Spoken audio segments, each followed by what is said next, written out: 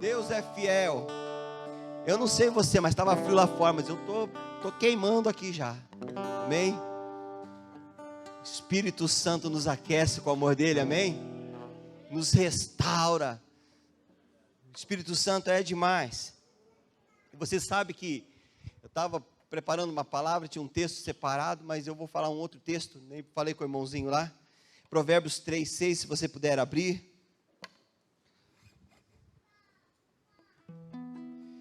E antes de vir para cá, Deus falou no meu coração esse texto. Eu até escrevi aqui. Provérbio 3:6 diz assim: reconheça o Senhor em todos os seus caminhos, e Ele endireitará as suas veredas. Uau!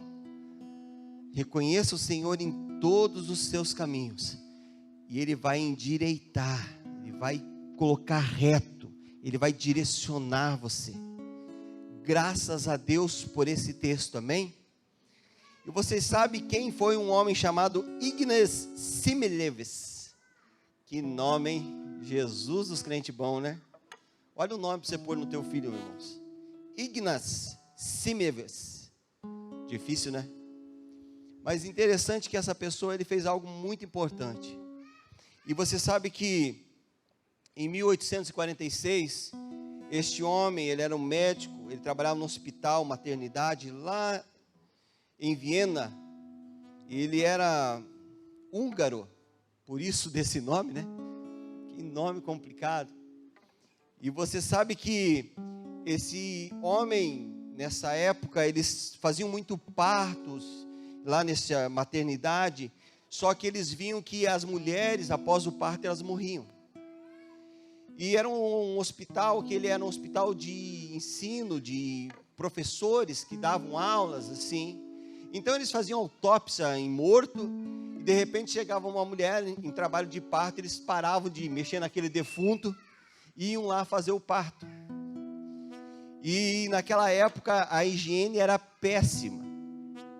E eles não tinham o costume, o hábito de lavar as mãos. E este homem, ele observou, diga, observou. E eu vou dizer, irmãos, é importante você observar. Sabia que às vezes você vive uma vida louca e você não está dando certo para você as coisas? Sabe por quê? Porque muitas vezes você não para e observa. É só você ajeitar as coisas, olhar, mover algumas coisas de lugar, ajeitar outras e observar, e você vai solucionar um grande problema na sua vida. E esse Ignaz, ele fez isso. Ele começou a observar que as mulheres que eram parteiras, ou seja, aquelas mulheres que iam nas casas realizar o parto naquela época, o que acontecia? As mulheres não morriam. Por quê? Porque a parteira, ela chegava lá, ela lavava as mãos, ela se ajeitava, preparava o lugar e ali realizava o parto. Eu não sei quantos nasceram em casa aqui, nem vou perguntar, né? Amém? Porque era comum as pessoas nascerem em casa, né? Minha mãe nasceu em casa, eu quase nasci em casa, né? Mas era comum no passado. Sou jovem, gente, amém?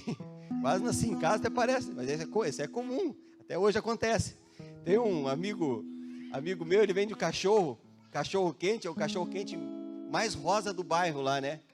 É cachorro quente rosa, o nome do cachorro quente dele lá. Então é bem legal ele. E um dia eu tinha uma padaria, ele estava conversando comigo. E o que aconteceu com ele, irmãos? A mulher entrou em trabalho de parto. E ela falou assim: olha, vamos preparar, tomar um banho e já vamos se ajeitar para ir para a maternidade. Só que não deu tempo. De repente ele teve que se virar ali para fazer o parto. E ele, como que eu vou fazer isso?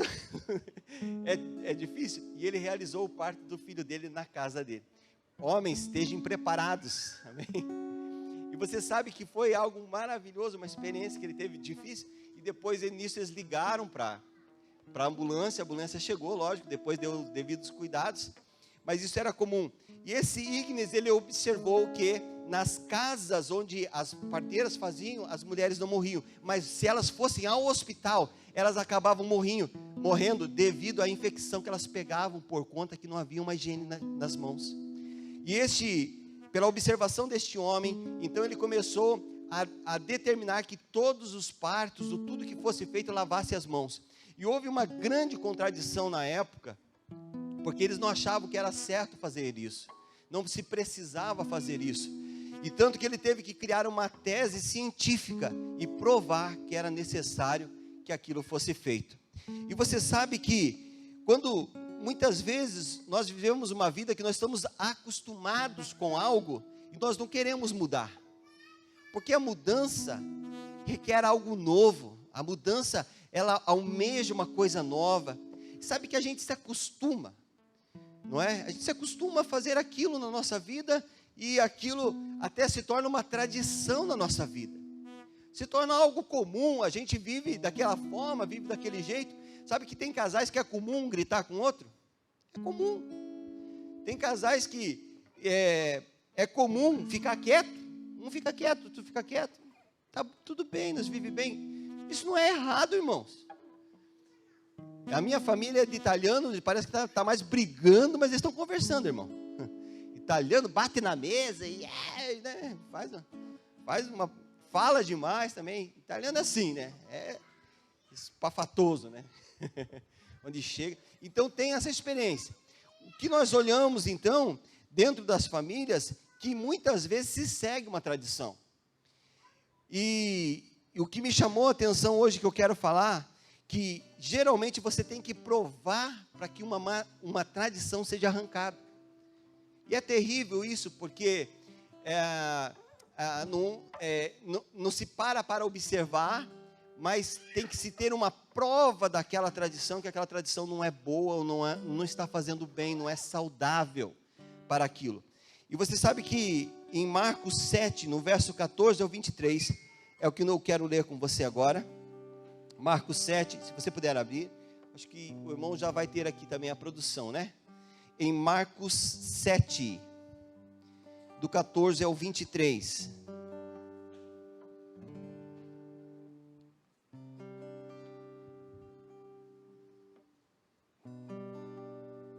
Ok?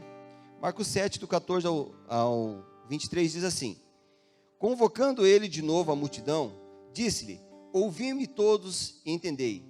Nada há fora do homem que, entrando nele, o possa contaminar, mas o que sai do homem é o que contamina.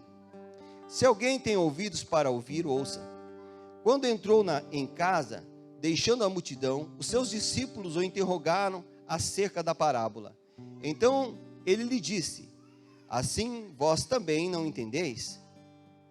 Não compreendes tudo que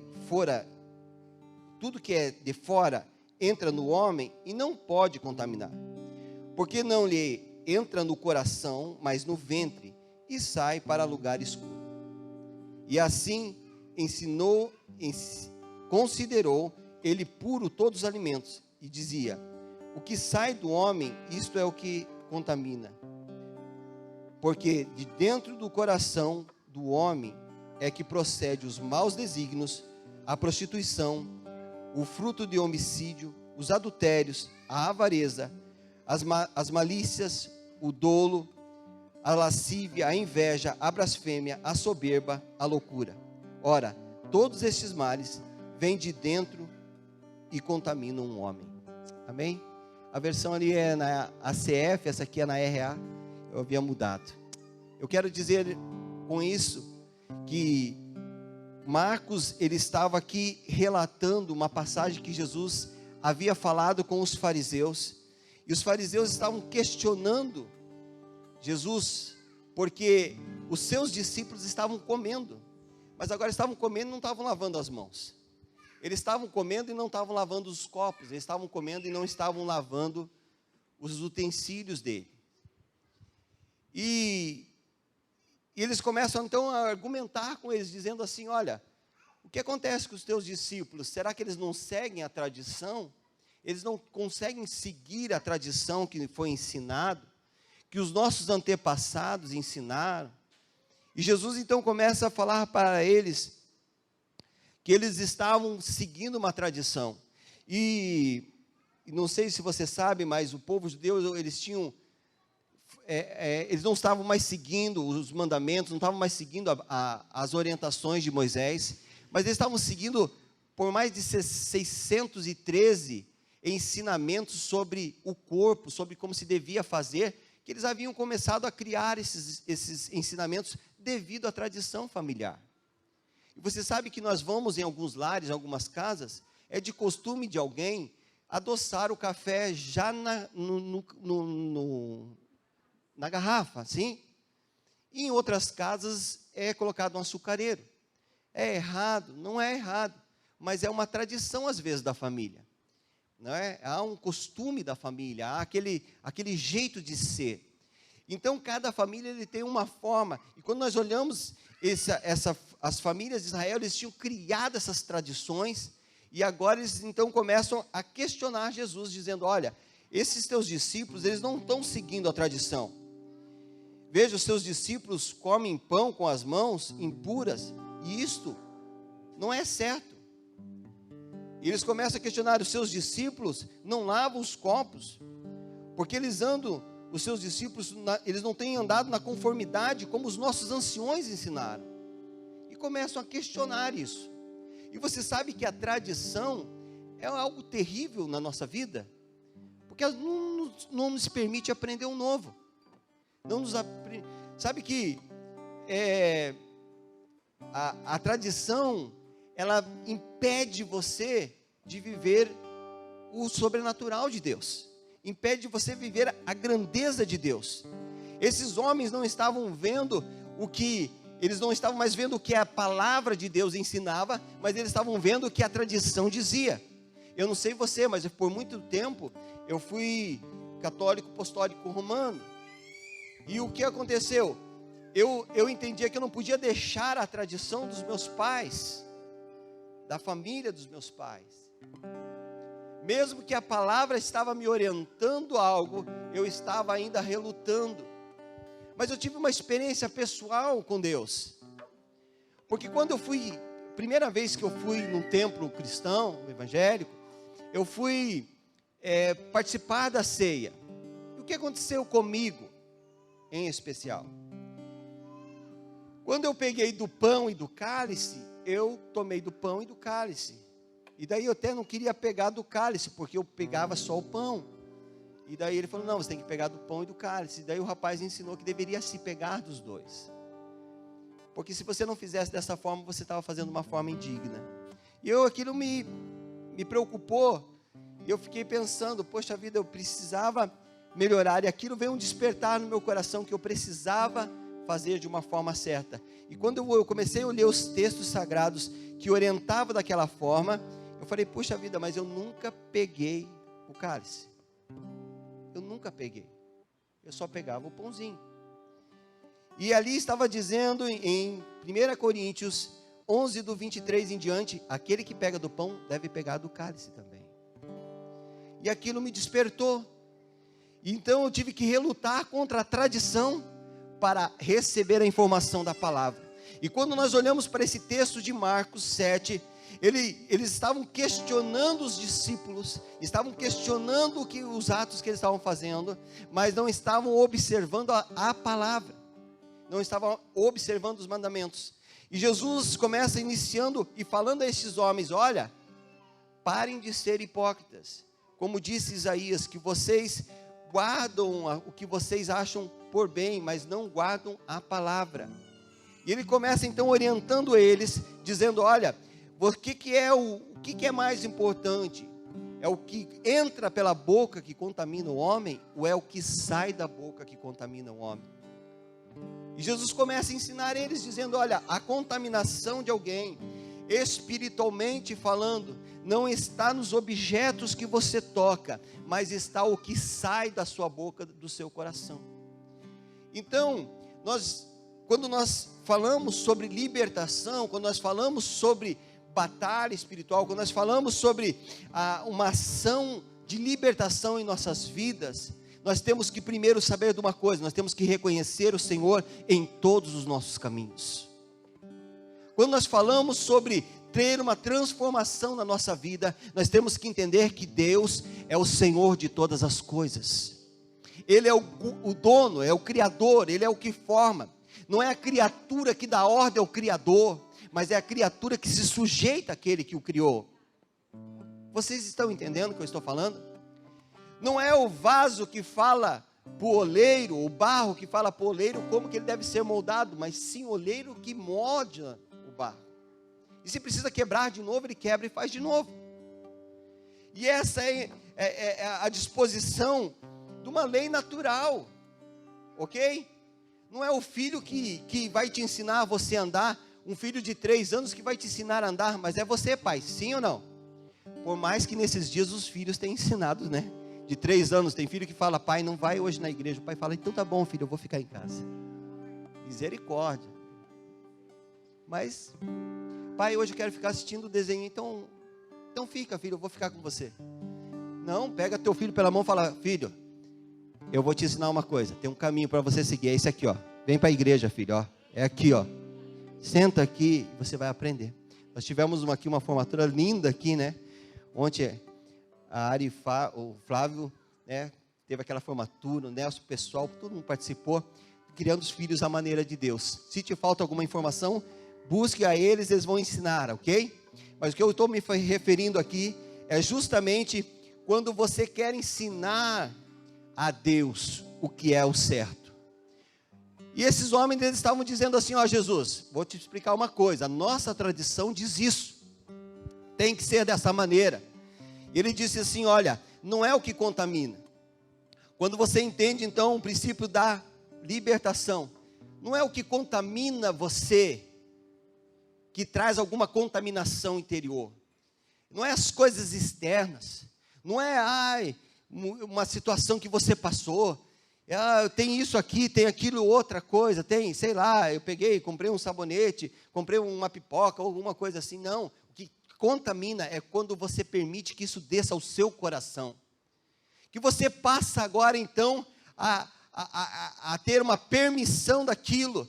Meu Deus, agora eu estou vivendo essa situação, agora eu estou passando por isso, e você começa a contaminar o seu coração, e a contaminação, ela vem com um pensamento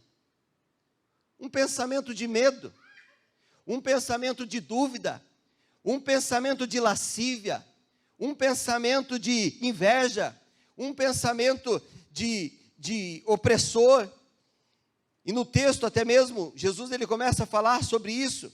Ele começa a dizer que, do 21 ao 23, ele fala assim, ó, os seus pensamentos de roubo, de homicídio, cobiça, maldade, engano, inveja, calúnia, arrogância, insensatez, e você permite que esse pensamento venha e desce ao teu coração, então você começa a praticar isso, e você começa a falar disso.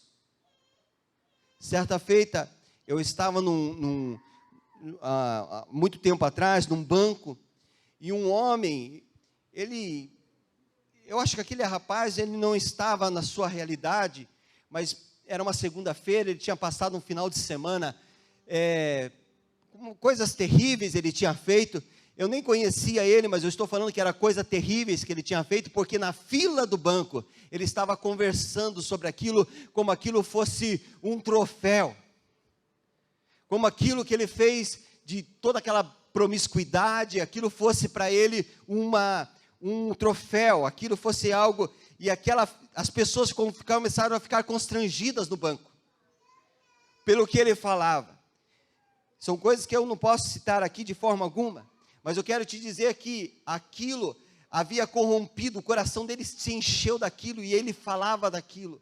E você sabe que Efésios, no capítulo 4, ele dá algumas ordenanças para mostrar a nós, que nós devemos não andar dessa maneira, crendo, permitindo que Satanás venha e traga um pensamento, e esse pensamento desça no seu coração, e você começa a ter práticas que não são saudáveis para a sua vida.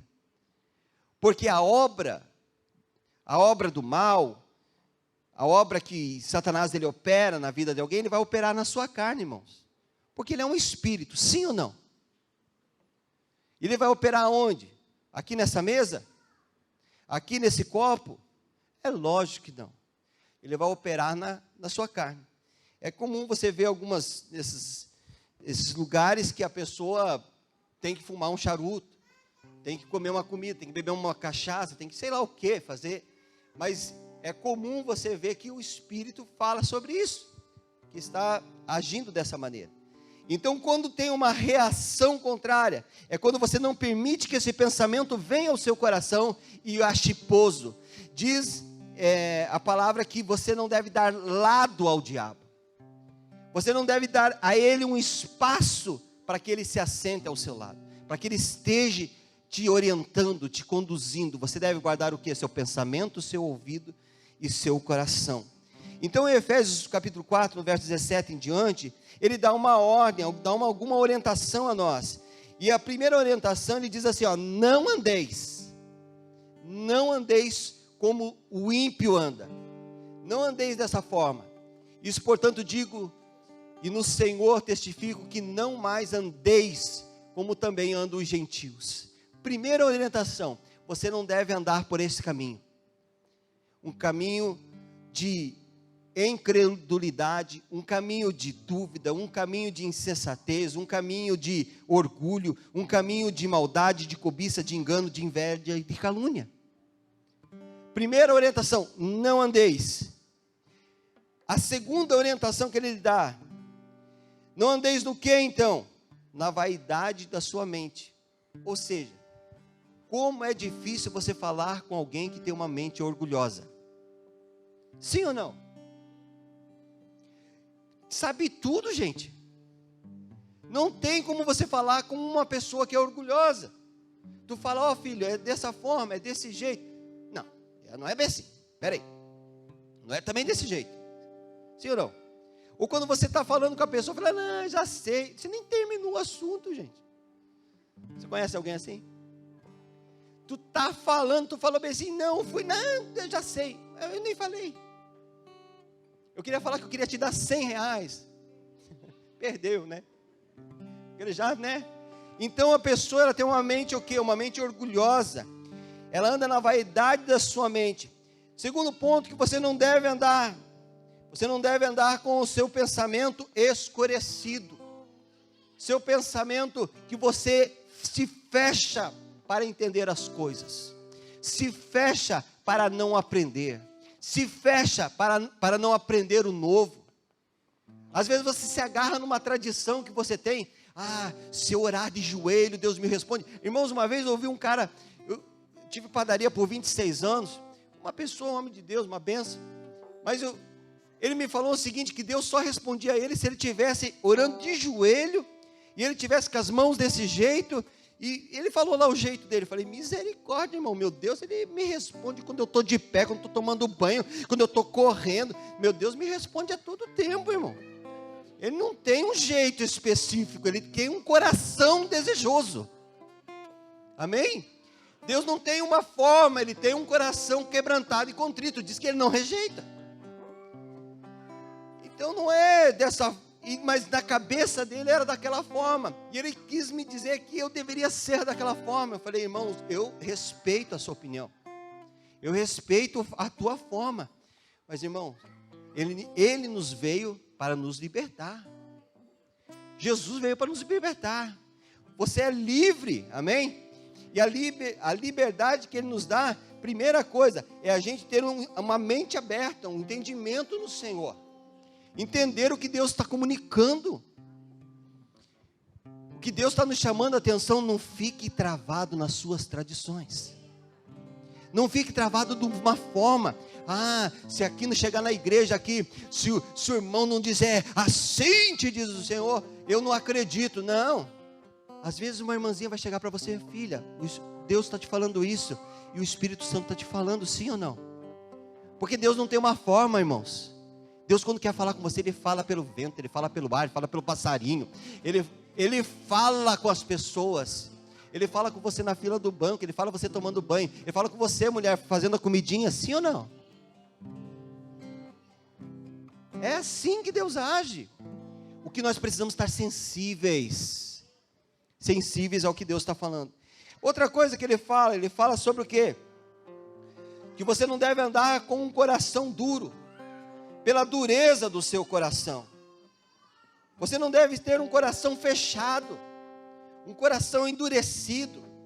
Eu estou com meu coração endurecido porque eu pedi tanto para Deus e não recebi ainda.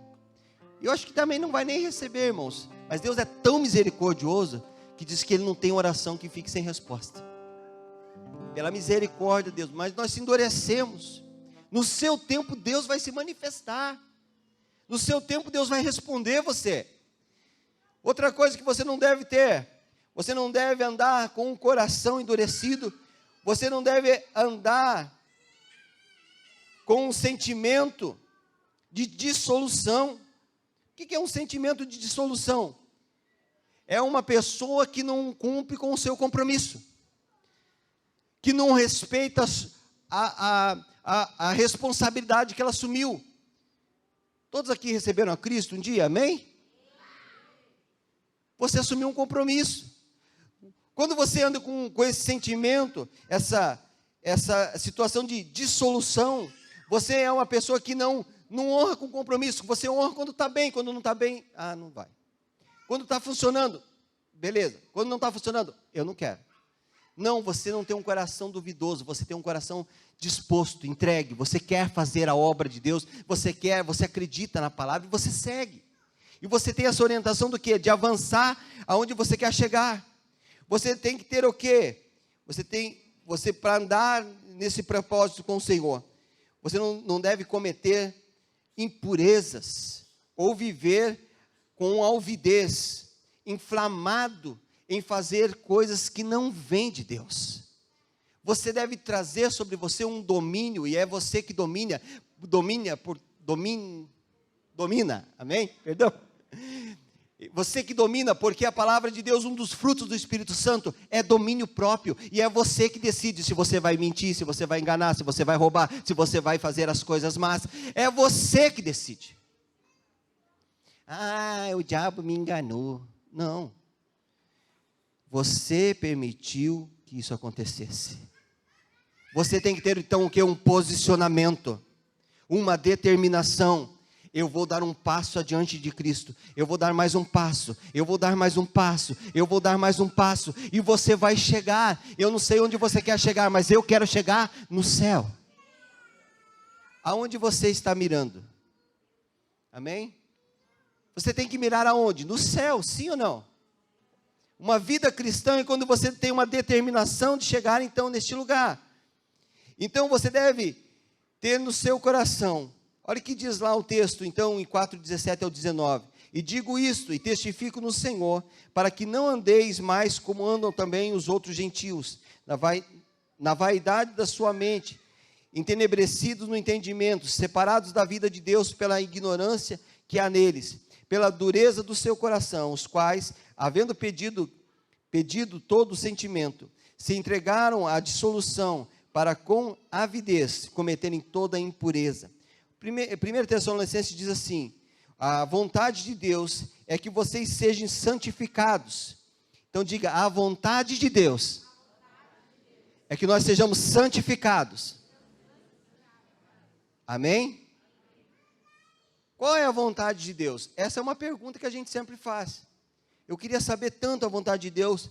E aqui nesse texto está dizendo que a vontade de Deus é que vocês sejam santificados, que vocês se separem da imoralidade sexual, que vocês controlem o seu próprio corpo, que ajam de maneira santa e honrosa, e não deixe que a paixão seja uma paixão desenfreada em fazer todas as coisas. Amém? Eu estou apurando aqui que eu vi que o meu tempo ali acabou. Não vamos esperar para explicar tudo isso. E sexto, ele diz assim: porque Deus não nos chamou para a impureza, mas para a santidade. Quando nós lutamos uma batalha espiritual, e essa batalha nós lutamos contra o nosso corpo e contra o espírito. Ele milita, diz em Coríntios, e essa luta, primeiramente, ela é interior. Segundo, ela é a sua volta. E terceiro, ela é espiritual. a batalha que você mais luta é você mesmo, contra você mesmo, sim ou não? Em Romanos 7, Paulo diz, olha, o que eu quero fazer eu não consigo, mas o que eu não quero é isso que eu faço. Quantos de nós querem fazer, às vezes, que você quer iniciar um projeto, você quer iniciar uma faculdade, você quer iniciar alguma coisa, e você até quer perder uns quilinhos, você projetou 6 vezes já em levantar 6 da manhã, para fazer uma caminhada, mas teu corpo diz assim, mas está tão frio, né? Mas está tão, sim ou não? E você não vai. Muitas vezes você começa, eu preciso melhorar, eu preciso fazer um curso, e você reluta contra você mesmo. Há uma luta interior sempre para que você não faça as coisas. E a física prova isso. A física diz que toda a força que você faz em movimento é a mesma força contrária que quer te manter no mesmo lugar. Tudo que você tenta se mover é a mesma força que você faz para ir à frente. É a mesma força que te impede para que você fique parado. Estão entendendo isso? Toda ação que você precisa de mudança, você precisa fazer um esforço. Você precisa de um esforço para mudar uma tradição que está dentro de você. E essa tradição gerou em você um paradigma. Você tem vivido dessa forma muitas vezes. Sabe que você acostumou a viver dessa maneira. Eu não sei, às vezes você tem vivido uma vida de oração muito pequena, muito inconstante. Um dia você, meu Deus, se eu pego o capeta hoje, eu arrebento. No outro dia, meu Deus, misericórdia, ora por mim, irmão, estou arrebentado. Não é assim, irmão. Sim ou não? Exige na nossa vida uma constância, nós devemos ter uma melhora contínua, nós devemos ter um passo contínuo. Hoje nós sermos melhores do que ontem, e amanhã melhores do que hoje, sim ou não? Devemos aprender as coisas continuamente. Se você não sabia fazer algo ontem, e você aprende hoje, você já melhorou. Não há uma mudança, não há uma mágica para mudar algo dentro de nós. Há sim uma determinação para arrancarmos o que está errado dentro de nós. Nós precisamos, não é do dia para a noite que você para de fazer algo. Tem muitas pessoas, às vezes, ele para hoje, daqui 2 semanas ele volta pior. Você precisa o quê? Ter uma melhora contínua. Hoje eu vou fazer isso, hoje eu vou fazer isso, hoje eu vou fazer isso, hoje eu vou fazer isso, e você vai continuamente fazendo. Hoje você começa a ler um versículo, amanhã você lê 2, amanhã você lê 3, amanhã você vê 4, quando vê, você leu toda a Bíblia. Amém? Todos nós temos a vontade de ler a Bíblia toda. O pastor Adilson leu em 6 meses, tem pessoas que leem em 3, tem pessoas que levam uma vida e não leu. As 24 horas é para todo mundo, irmãos. Não tem gente que tem 30 não. Mas é que nós muitas vezes não se aperfeiçoamos no que nós precisamos. Não alcançamos objetivos. Porque a primeira luta não é contra Satanás, é contra você mesmo. É você que precisa. É eu que preciso. É cada um de nós que precisamos melhorar. Então nós precisamos mudar esses paradigmas, mudar essas tradições que aprendemos ao longo da nossa vida, para que haja em nós um melhoramento contínuo, uma melhora contínua. E nós precisamos experimentar o que Cristo estava dizendo. Não é as coisas externas que vão nos contaminar, mas é o que nós permitimos que desça em nosso coração. Amém? Fique de pé no seu lugar, vamos orar.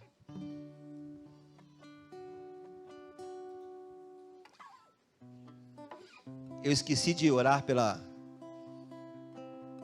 oração do resumo, para falar tudo, amém?